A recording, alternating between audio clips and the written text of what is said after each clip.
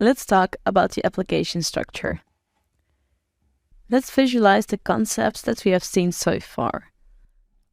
Java applications consist of different packages.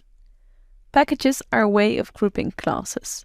The class names inside a package are unique, but we can have multiple classes with the same name inside our application, as long as these exist in different packages. And packages can be imported in classes outside of the package. So, packages contain Java classes. Java classes are blueprints that define what properties and methods a certain object will have.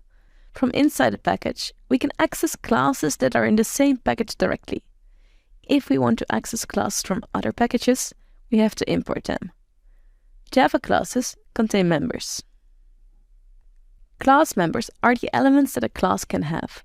We roughly have two groups: elements that live on the class and elements that live on the instance. The elements on the instance are properties and the methods of a class that can be different for all instances of the class. The properties and methods that belong to the class are the same for all instances of the class and can even exist without an instance. And lastly, we can create instances of the classes. Instances are the actual objects that are made based on the class. Alright, that's it for zooming out.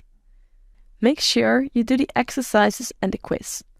After that, you're ready to zoom in.